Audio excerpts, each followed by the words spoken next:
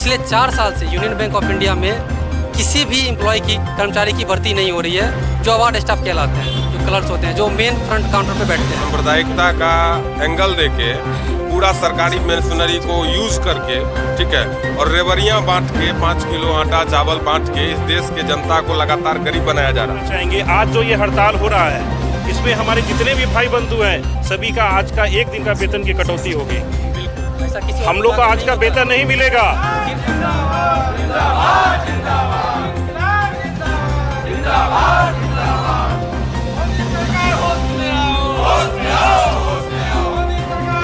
नमस्कार, आदाब, सलाम। आप देख रहे हैं वॉइस ऑफ इंडिया। मैं आपका हसीब अहमद। समस्तीपुर का ये बैंक परिसर क्षेत्र कहलाता है। यहाँ पे कई बैंकों के ब्रांच हैं और यहाँ पे कुछ बैंक कर्मी हैं जिन्होंने अभी नारा लगा के बैंक हड़ताल का ऐलान किया है और ये लोग हड़ताल पर भी हैं। तो आइए जानते हैं कि इन लोगों की मांगें क्या हैं। जब बैंक कर्मी हड़ताल पे चले जाएं तो मामला यकीनन संगीन होता है। इन लोगों से जानना चाहेंगे कि क्या मांगे हैं, किन मांगों को लेकर आप लोगों ने बंद बुलाया है और किन बैंक या यूनियन ने ये बैंक बुलाया। आइए बात करते हैं। सर, क्या नाम है? मेरा नाम राकेश कुमार है जी। मैं यूनियन बैंक ऑफ इंडिया का एम्प्लॉय हूँ और मैं अभी मुख्य शाखा समस्तीपुर में कार्यरत हूँ। जी। तो हमारी जो आज जो हड़ताल की गई है ना, इसके पीछे 12 मुख्य बिंदु हैं, ठीक है ना, जिनमें से बहाली सबसे अहम मुद्दा है। पिछले 4 साल से यूनियन बैंक ऑफ इंडिया में किसी भी एम्प्लॉय की कर्मचारी की भर्ती नहीं हो रही है जो अवार्ड स्टाफ कहलाते हैं, जो क्लर्क्स होते हैं, जो मेन फ्रंट काउंटर पे बैठते हैं। उनकी भर्ती मतलब पिछले 4 सालों से नहीं हुई है और इस साल भी 0 रिपोर्ट किया गया है IAPS के द्वारा। तो अब ऑब्वियस सी बात है, अब अगर 4 साल से भर्ती नहीं आएगी तो क्या होगा?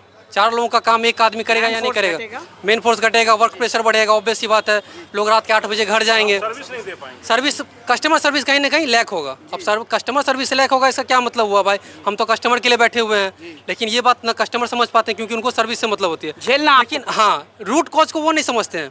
उस रूट कॉज को लेकर के हमने हड़ताल किया है क्योंकि हमारे पास एक यही जो संवैधानिक बोलते हैं, संवैधानिक तरीके से हम लोग जो कर सकते हैं वो हमारा शांतिपूर्ण तरीके से हड़ताल करना, ठीक है ना। तो 12 सूत्रियों में सबसे मेन अहम मुद्दा यही है कि भर्ती जो है किया जाए। दूसरा बात है कि आउटसोर्सिंग हो रहा है बैंकों में। आउटसोर्सिंग का मतलब समझ ही रहे हैं कि मतलब प्राइवेट से या बाहर से किसी ठेका पे, एक तरह से ठेका पे समझ ही रहे हैं कि मतलब बाहर से उसको एम्प्लॉय को ला करके, किसी प्राइवेट स्टाफ को ला करके और बैंकों में ये है, मतलब सरकारी बैंक है बट यहाँ पे प्राइवेट लोगों को बैठा करके काम किया जा रहा है, ठीक है। तो उसको रोकना है। तीसरा हमारा जो मुद्दा है निजीकरण को रोकना। निजीकरण सिर्फ बैंकों के लिए नहीं, आप हमारे 12 सूत्रीय डिमांड देख सकते हैं, पीछे बैनर में लगा हुआ है। सिर्फ बैंकों की बात नहीं है, यहाँ पे जितने भी सरकारी अन्य विभाग हैं उनके निजीकरण को रोकना भी, जिनमें से बीमा कंपनियाँ भी हैं। LIC में जो डिसइन्वेस्टमेंट किया जा रहा है उनको रोकने का। तो ये सारे मुद्दे हमारे जो हैं अहम मुद्दे हैं, ठीक है ना। दूसरा है आपको पेंशन। जो पेंशन है, पेंशन का मुद्दा पूरे देश में आप जान रहे हैं कभी हर जगह चल रहा है। जो पुराना जो हमारा पेंशन है उसको बहाल करने के लिए हम लोग बोल रहे हैं। बैंकों में हालांकि UPS गवर्नमेंट ने लागू किया लेकिन बैंकों को उसमें अछूता रखा है और UPS हमें चाहिए भी नहीं, हमें सिर्फ OPS ही चाहिए, ठीक है ना। सबसे बेस्ट है एम्प्लॉय के लिए, बुढ़ापे का सहारा है वो, और वो सहारा हमसे मोदी सरकार और जो वित्त मंत्री ये छीन रहे हैं हमसे, ठीक है ना। दूसरा बात है कॉर्पोरेट जो है, कॉर्पोरेट जगत के बड़े बड़े लोन होते हैं। विजय माल्या का नाम हमने सुना होगा, नीरव मोदी का नाम सुना होगा। ये सब भाग जाते हैं। कैसे भाग जाते हैं सब जानते हैं कि मतलब एक आदमी यहाँ से समस्तीपुर शहर नहीं छोड़ सकता और लोग देश से भाग जा रहे हैं। एग्जैक्ट, किसान का 50,000 का KCC लोन होगा वो वसूल कर लीजिएगा, लेकिन 5,000 करोड़ 10,000 करोड़ लोन जो है वो वसूल करने की हिम्मत नहीं होती है सरकार में। तो इसके खिलाफ हमारा वो है लड़ाई है, उसके खिलाफ हम लोगों ने हड़ताल किया है। कई मांगों को लेके आप लोगों ने हड़ताल किया है। बिल्कुल। और ये जो सरकार है पिछले 14 से देश पे है और देश पे शासन कर रही है, लेकिन ये मांगे सुनती नहीं है, मानती नहीं है। उसी भी जनता की मांग हो, एम्प्लॉयज़ की मांग हो, ये निरकुशता की तरफ बढ़ती हुई। बिल्कुल, ये मोनोपोली क्रिएट किया गया है। मुझे तो नहीं लगता है कि देश में संविधान बचा हुआ है, ठीक है ना। संविधान मतलब लोग बोलते हैं कि इसे मतलब खतरा है। मुझे तो अब सच में लग रहा है खतरा है। आप भर्ती नहीं निकाल रहे हो, आप पुराना पेंशन खत्म कर दे रहे हो, कुछ भी मतलब जो भी मन में आता है। वित्त मंत्री उठती है कुछ भी बोल देती है कि मैं प्याज नहीं खाती तो प्याज महंगा हो जा रहा है। अरे भाई, आप वित्त मंत्री हो, लॉजिक के साथ बोलो ना। उससे ज़्यादा पढ़े लिखे लोग तो यहाँ बैठे हुए हैं। इसी के लिए क्या किया है और उस एंगल देके तो ये देश को गुमराह करके सांप्रदायिकता का एंगल देके पूरा सरकारी मशीनरी को यूज करके ठीक है, और रेवड़ियाँ बांट के 5 किलो आटा चावल बांट के इस देश के जनता को लगातार गरीब बनाया जा रहा, ठीक है।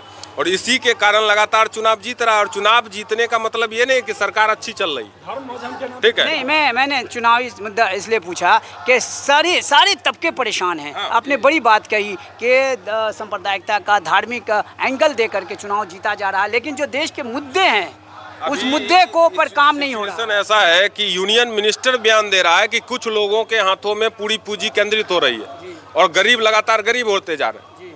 तो सरकार को सोचना चाहिए कि उनमें बैठे लोग ये देख रहे हैं, तो आप 10 साल से कर क्या रहे हैं? आपको डिसेंट्रलाइज करना चाहिए था ना, आपको पूंजी का डिसेंट्रलाइज करना चाहिए था। अगर समाजवाद है तो समाजवाद के साथ पूंजीवाद भी दोनों चले पैरेलल में, तो एक मसला है। लेकिन चुनाव जीतने को आप मेरिट कहिएगा, ये मेरिट नहीं हो सकता। और चुनाव तो जीते कहाँ, इस बार तो हार गए हैं। मैं ज़्यादा डीप में नहीं जाना चाहता, लेकिन मैं बचपन से देखता आया हूँ कि बैंक का जो कार्य अवधि होता था 4-5 बजते हुए से समाप्त हो जाता था। लेकिन अभी देखता हूँ रात में 9-9 बजे 10-10 बजे बैंक कर्मी काम कर रहे हैं, उनका शोषण हो रहा है, मतलब भर्ती नहीं हो रही है, आउटसोर्सिंग हो रहा है। मतलब कि ये इतनी बड़ी समस्याएं, गंभीर समस्याएं होती हैं। बैंकर्स को लगातार क्रॉस सेलिंग के लिए दबाव बनाया जा रहा है कि आप बीमा बेचिए। अगर हम बीमा बेचेंगे LIC क्या करेगा, बाकी क्या करेगा? आप लोन देते हैं तो लोन को कहता है कि आप लोन के साथ ही आप उसका बीमा करिए, ये करिए, जीवन ज्योति लीजिए। अरे आपका गवर्नमेंट का पोर्टल है, आप गवर्नमेंट के पोर्टल पे सब कुछ ऑनलाइन कर दिए, लोग अपना पैसा कटेगा, अपना करेगा। मेरा बेसिक काम है जमा लेना, लोन देना, उद्योग को बढ़ावा देना। आप और आपका को बेचने के लिए बार बार प्रबंधन के द्वारा कर्मचारियों को भी दबाव दिया जा रहा है।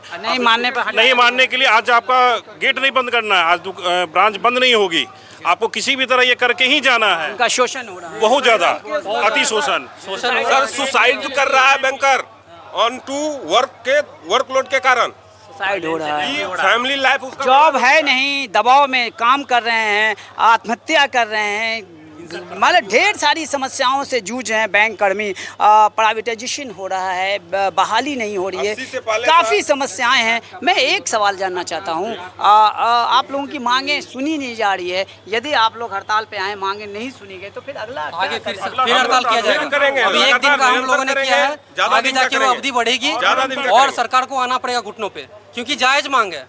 ऐसा नहीं कि हम लोग मतलब कुछ जायज मांगों पे बिल्कुल इंकलाब जिंदाबाद, जिंदाबाद जिंदाबाद, इंकलाब जिंदाबाद, जिंदाबाद जिंदाबाद। तो आशा करते हैं कि इन लोगों की मजदूरी भी मिले, इनकी जो समस्याएं हैं उनको सुनी जाए, और इन्हीं